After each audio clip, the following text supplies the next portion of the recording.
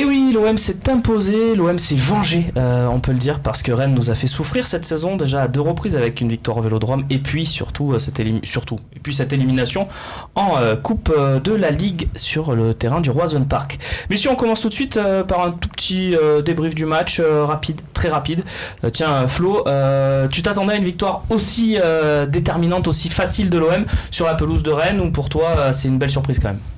Non, pas étonné, parce que je pense que ils ont l'état d'esprit, je pense qu'ils étaient comme nous, état d'esprit revanchard, on se devait d'aller gagner et gagner largement à Rennes, surtout quand on voit le résultat de Rennes en coupe contre Paris. On s'est dit non, sans forcer, on devrait gagner largement, et c'est ce qu'ils ont fait avec sérieux, donc non, pas surpris. Robin, qu'est-ce que tu retiens toi de c'est cette assez rencontre? l'inverse. J'étais surpris parce que je m'attendais pas à une victoire et surtout un match complet de cette façon-là. Parce que bon, Rennes a pris une tôle contre Paris, certes, mais ils sont passés contre Toulouse en coupe, ils en ont mis 4. Il y a eu du jeu. Et surtout, j'ai été surpris par l'engagement qu'on a mis, positif. Et c'est ce qui nous a manqué en Coupe de la Ligue et en championnat, où justement on a vu l'inverse du match aller en fait, où l'OM a remplacé Rennes chez eux. Jordan, toi, sur ce pour moi, match, c'est des matchs les plus maîtrisés de la saison quand même. Ah oui, quand même. Ah, quand même, oui. On gagne 3-0 à Rennes, ils touchent pas le ballon, ils ont quoi, une occasion ou deux. On met les occasions qu'on a, ils n'ont pas le ballon, on a le ballon tout le match. On n'a pas eu peur tout le match. On les a baladés. On les a baladés. Impeccable. C'est la vérité. Et puis, l'innovation tactique, Kevin, c'est ce fameux Sanson-Gustavo. C'est ça. Le milieu de terrain qu'on n'avait pas encore vu associé, puisque Sanson avait déjà joué dans ce milieu à 2, mais c'était avec Zambo. Donc, c'est ça, il y avait toujours Zambo ou dans le 4-3-3 de début de saison. C'est complémentaire, Kevin? Bah oui. Ben on l'a vu sur ce match. Après, c'est facile, on a gagné 3-0. Il faudra voir sur le long terme si la paire Sanson-Gustavo aura encore autant de maîtrise dans les autres matchs. Mais je pense que oui, parce qu'en tout cas, les profils sont faits pour aller ensemble. De toute façon, Sanson, on l'a recruté normalement à la base pour être ce 8, ce joueur box-to-box qui nous permet de casser les lignes par son activité physique et par sa finition. Donc je pense que oui, voilà, on a entendu plusieurs fois, il faut recruter un milieu de terrain, un 8, on l'a pas. Et finalement, on se rend compte avec Sanson, on l'a. On va regarder pourquoi Rudy Garcia a installé ce milieu Sanson-Gustavo. Vous allez le voir, le coach nous l'explique après le match et il a plusieurs petites explications. Rudy Garcia après la rencontre. C'est une équipe qui a du talent offensif, mais on n'avait pas besoin non plus au départ du match d'un impact athlétique assez important. On savait qu'on aurait le ballon. D'ailleurs, Max Lopez aurait pu bien nous aider aussi par rapport à ça. Par contre, le fait d'avoir perdu Jordan... voilà, et de déplacer Hiroki, c'était aussi important de garder un Lucas Ocampos sur le terrain. J'ai beaucoup aimé le match de Lucas. Voilà, beaucoup de raisons qui ont poussé finalement à associer Sanson et Gustavo. Le but maintenant de Morgan Sanson, qui est peut-être le plus joli de l'OM dans ce match, oui. On l'a pas, me dit-on. Donc on va rentrer dans le débat tout de suite. C'est pas plus mal, on rentre comme ça, on l'a tous vu de toute façon ce but. Facile. Le débat, justement, Sanson-Gustavo, pour les gros matchs par exemple, ça peut être idéal, non? Qu'est-ce que vous en pensez, Jordan? Pour les gros matchs, si t'as le ballon, oui. Admettons le OM Lyon là qui va arriver. Lyon, si tu joues pour le ballon, oui. T'as pas le ballon, tu mets de l'impact. Sanson, l'impact c'est plus un beau, tu vois. Mais Sanson, t'as le ballon, oui, parce que c'est un vrai joueur de ballon, Sanson. Il contrôle, il va toujours de l'avant. Mais des fois qu'il est pas là, il est pas là par contre. Il est complètement ailleurs. Et là, il revient un peu à son niveau qu'on aime comme l'année dernière. Et oui, ça peut le faire, mais quand on a le ballon. Quand on subit, non. Ouais. Quand je mais pour les gros matchs, du coup, tu le mets ou tu le mets pas? Qu'est-ce que tu fais? À la maison, oui. Après, quand on va à Paris, je mets Zambo. D'accord. Robin, tiens, vas-y Flo, je vois que tu fais non de la tête. N'hésitez pas à vous couper si vous n'êtes pas d'accord. Ouais, moi, là, je suis pas d'accord. Après, Sanson, ça reste un joueur qui fait partie du projet et ça reste le meilleur passeur de c'est super joueur, dernière. Voilà. Ouais, donc moi, je pense que... Alors, je suis d'accord. Toi, tu le mets, c'est ça? Bien sûr. Moi, je suis d'accord que Sanson, il y a 2-3 semaines, c'était pas possible. Mais Sanson, au niveau qu'il a joué contre Rennes, oui, moi je le mets. On n'est pas sûr qu'il retrouve ce niveau-là. Il a jamais fait. Il a eu ce niveau une fois à Lorient l'année dernière où vraiment il a été bon à Lorient par exemple. Et cette année il a pas eu le niveau souvent. Là il a retrouvé dans un match aussi où les Rennais ont beaucoup abandonné le milieu de terrain, ce que les grosses équipes ne vont pas faire. Tu sais que Lyon, Paris et d'autres équipes ils abandonneront pas le milieu. Donc si tu n'as pas d'impact, les Ndombele, les Verratti, ils vont t'attraper.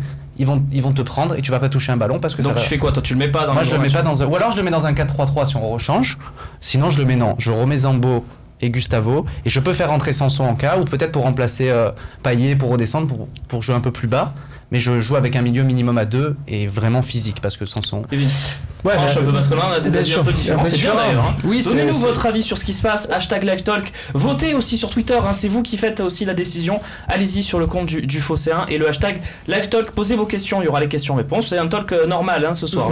Non, tous les avis sont très intéressants. Après, moi je dirais pas que Sanson n'est qu'un joueur qui joue quand il a le ballon, ou en sens inverse, Zambo juste un joueur physique. J'aimerais pas les cataloguer comme ça. Sanson était un vrai 8, il a dit quand il est arrivé à l'Olympique de Marseille que c'est le poste qui revendique, ce poste de milieu central. Donc pour moi, comme disait Florian, c'est un joueur qui est important, c'est un joueur sur lequel on a investi dans le projet, et pour moi on a besoin d'avoir un peu plus de garantie. Donc oui, je voudrais le voir plus souvent à ce poste là, et je pense que c'est son poste de numéro 8, parce que dire quand c'est physique on va mettre Zambo, et dans d'autres les matchs un peu plus faciles on a le ballon on met Sanson, c'est en fait manquer de garantie finalement sur Sanson, et ça veut dire qu'il faudra encore investir sur un milieu de terrain. C'est son premier bon match vraiment de l'année à Sanson. C'est dur, ça fait plus d'un an qu'il est là, c'est le premier match où vraiment il met de l'impact. Il en a pas mis sur beaucoup de matchs et on l'a vu sur certains matchs. C'est rien en face, c'est Paris qui est à milieu comme ça, Sanson on touche pas le ballon aussi, tu vois. Même selon son rôle là, je te parlais. Après, pour moi, c'est un super joueur de foot. Il a du ballon comme jamais. Robin et puis Flo. Non, mais ça dépend surtout aussi de l'adversaire, comment il joue. S'ils ont des milieux resserrés, s'ils ont des gros milieux. Là, Rennes, ils jouent beaucoup sur les côtés. On a bien exploité ce côté-là parce qu'Ocampos, il défendait bien. Ça, il défendait bien. Mais il passait très peu par l'axe. On les a vus, toutes les actions compliquées, elles étaient sur le côté. Là, on n'a pas souffert, quoi. Mais j'ai peur qu'on souffre sur ça. Vas-y Florian, qu'est-ce que tu voulais dire? Non, mais c'est juste qu'on se doit de faire du jeu. Donc c'est-à-dire que en mettant Zambo et Gustavo, ça serait fermer le jeu parce qu'on sait. Si tu n'as pas le ballon, tu connais la qualité balle au pied de Zambo, et si tu récupères pas le ballon, tu fais pas le jeu. Vas-y, développe Florian. Non, mais moi je trouve que un duo Gustavo-Sanson, comme on l'a vu à Rennes, il est très intéressant parce que Sanson, il sait balle au pied, il sait emmener le jeu vers l'avant, et après devant on sait qui on a et on sait que ça va revoir ça. J'étais très content. Sanson contre Lyon qui passe. Question suivante, messieurs, sur ce sujet, puisqu'il faut qu'on avance. Kevin, monsieur Mercato, un petit peu depuis côté chez nous, on va lancer la question ensemble. Du coup, est-ce qu'on recrute, est-ce qu'on recrute pas à ce poste de numéro 8? Parce que Babou, par exemple, Fabrice Céleschi, qu'on embrasse, qui fait partie d'ailleurs du premier panel qu'on a vu tout à l'heure, le panel des titulaires du talk, Fabrice, il insiste depuis des mois, il veut un 8. Est-ce qu'on recrute dès cet hiver un 8 ou... Fabrice le tacticien qui a des raisons, on va dire. Pour moi cet hiver, trouver un très très très bon 8 me paraît très compliqué sur le mercato hivernal. Et puis pour moi, recruter un 8 serait bloquer la progression de Sanson, celle de Zambo, celle de Lopez. Ce qui est énorme aujourd'hui parce qu'on a 3 joueurs en dessous de 23 ans, et du coup prendre un 8 voudrait dire bloquer la progression de ces 3 jeunes joueurs à fort potentiel. En revanche, il est clair que j'ai entendu lors des dernières émissions un nom comme Kevin Strootman. Il est clair que si demain tu es capable d'attirer un joueur de ce calibre-là, comment veux-tu le refuser?